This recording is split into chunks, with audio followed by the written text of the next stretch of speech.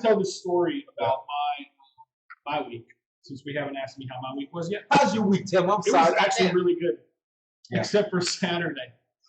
So Saturday, I've talked to you about my friend Sarah, the one I helped move. Yeah. Okay. So she lives in Crestview. So I went up to Crestview and hung out with her Saturday.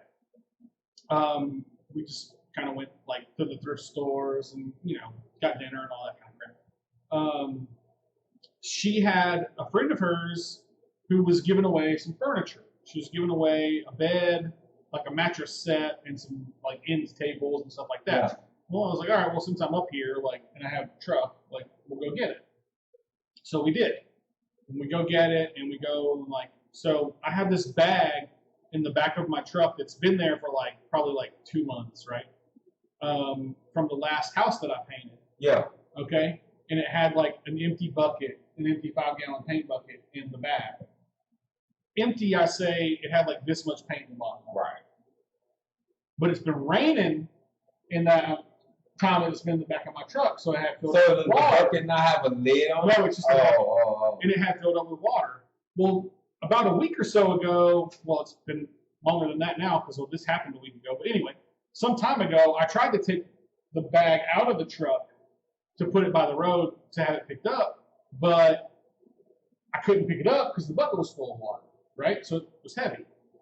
So I just left it, and I was like, I'll figure it out later, right? So I'm going to move some stuff around in the back of the truck to make room for this furniture, and the bucket tips over. Oh, wow. In the back of my truck. In this parking lot of Well, 1/4 paint, 3/4 water. Yeah, it's like this much water in the bottom of a 5-gallon bucket. It's not a little can of paint. This is a whole 5-gallon bucket. Yeah. And it's full of water. And it dumps over. So it dumps this white water all over the parking lot, all over the bed of my truck, it's just pouring out of the back of my truck. Yeah. Right? Okay.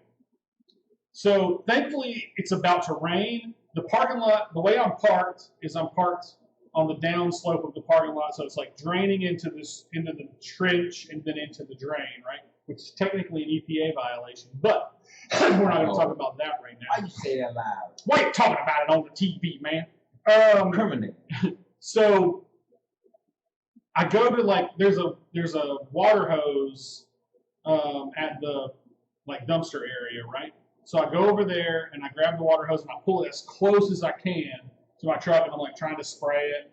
And in the meantime, somebody had gone to get some buckets to fill up with water and dump it. So we got it cleaned up and all that sort of stuff. But in the meantime, I'm putting the mattresses and the tables and stuff in the truck, and we strap the mattresses down with one strap, because that should have been enough. We're driving down Highway 85 in Crestview, and this mattress flies out of the back of my truck. Oh my God! You too?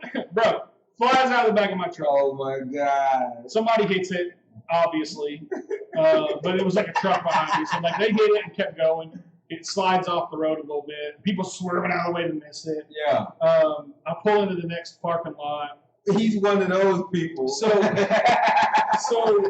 what happened was it was strapped down tight, it shouldn't have came out. Yeah. But I didn't have hooks to hook it on where we needed to strap it. It was just strapped to the rail of the back of the truck. Yeah. And mattresses give a little, obviously. Yeah. And so driving down the road, hitting bumps or whatever, it gave enough that the hook came off and the mattress flew out of it. Oh, wow. So, we did strap it down, and it should have stayed, but it didn't. So, I pull in a parking lot.